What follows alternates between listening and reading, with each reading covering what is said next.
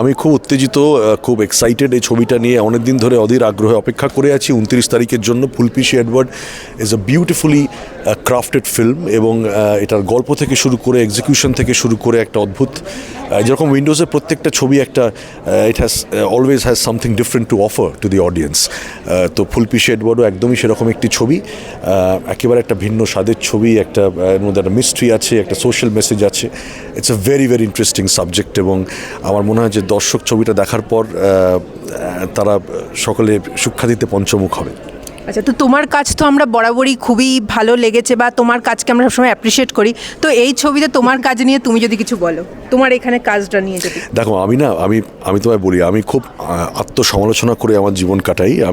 মানে I consider my self very ordinary student of cinema and music. তো আমি এই ছবির পরেও আমি অনেক নিজের আত্মসমালোচনা করেছি। আমার কাজ নিয়ে আমি নিজের বলাটা আমার পক্ষে সম্ভব নয়।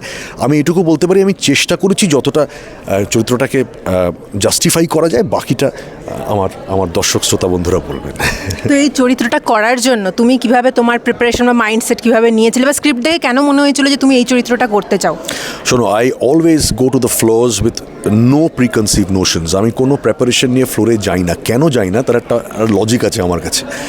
যদি কোনো সাহিত্যধর্মী ছবি হয় সেটা আলাদা ব্যাপার। ধরো কোনো সাহিত্যধর্মী ছবির কোনো সাহিত্যের মানে সাহিত্যিক মানে সাহিত্যভিত্তিক চরিত্র করছি, তখন সেটা একটা লেখাপড়া ব্যাপার থাকে যে যিনি অথর তিনি কী লিখেছেন। ধরো আমি বলছি যে আমি যদি কোনো গল্পগুচ্ছ থেকে কবিগুরু রবীন্দ্রনাথ ঠাকুরের কোনো চরিত্র করি, তাহলে আমাকে সেই গল্পটা ভালো করে পড়তে হবে। সে কবিগুরু কি বলেছেন গল্পতে, সে চরিত্র কীভাবে উনি অঙ্কন করেছেন সেটাকে আমাকে বুঝতে হবে। তখন আমি একটা কিছু ভেবে একটা কিছু প্রিপারেশন নেব। কিন্তু যেখানে আমি জানি যে যারা ধরো ফুলপিসি এডওয়ার্ডের ক্ষেত্রে বলছি, শিবুদা, নন্দিতাদি, তাদের একটা ভাবনা আছে, তাদের একটা চিত্র আছে। সেই চিত্রটাকে আমাকে সেটা অনুযায়ী যদি আমাকে করতে হয় কাজ, মানে আমি যদি সেই চিত্রটাকে না নিয়ে আসি পর্দায় সঠিকভাবে, তাদের ভিশনটাকে না নিয়ে আসি, তাহলে সেখানে আমি ব্যর্থ। সুতরাং আমি কোনো প্রিকনসিভ নোশন নিয়ে যাই না। আমি পরিচালককে যে পরিচালক তাদের যে ইম্যাজিনেশনটা, তাদের যে ক্যানভাসটা, তাদের যে ভাবনাটা, সেই ভাবনাটাকে আমি চেষ্টা করি তখন পর্দায় ক্যামেরার সামনে তুলে ধরতে, তাদের সাথে আলোচনা করে তারা কিভাবে চাইছেন। তো আমি যদি খুব বেশি প্রেপারেশন নিয়ে যাই, আমি এইভাবে বলবো, এইভাবে করব, তাহলে সেখানে কোথাও একটা মনে হয় যে একটা কোথাও একটা ব্লকেজ চলে আসে। তো যে কারণে I always walk in to the flows with a free mind, যাতে আমি নিতে পারি, বেশি করে আমি নিতে পারি, এবং আমার যিনি পরিচালক তার যে ভিশন, সেই ভিশনটা যাতে আমি রাখতে পারি। অবশ্যই একটা বেসিক প্রিপারেশন আমার থাকে। আমার একটা বেসিক চরিত্র একটা আঁকা থাকে মনের মধ্যে। অবশ্যই যখন আমি স্ক্রিপ্টটা পড়ছি তখন আমি ভাবছি কীভাবে চরিত্রটা কথা বলতে পারে, হাঁটতে পারে, চলতে পারে।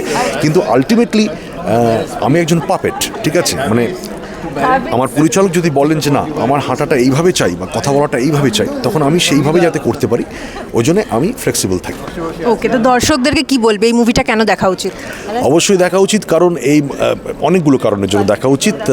এবং উইন্ডোজের প্রত্যেকটা ছবি নিজ নিজ ক্ষেত্রে স্বতন্ত্র, এবং প্রত্যেকটা ছবির একটা আলাদা একটা ব্যাপ্তি আছে, একটা অভূতপূর্ব মেসেজ আছে। তো আমি সেটার জন্যই বলবো যে আপনারা সবসময় উইন্ডোজের প্রত্যেকটা ছবি, যে কটা ছবি আজ অবধি হয়েছে, উইন্ডোজের প্রত্যেকটাই একটা কাল্ট তৈরি করেছে এবং ছাপ ফেলে দিয়েছে দর্শকদের মনের মধ্যে। এবং যে কারণে এই ছবিটাও অবভিয়াসলি আপনারা দেখবেন এবং অবশ্যই জানাবেন আপনাদের কেমন লেগেছে।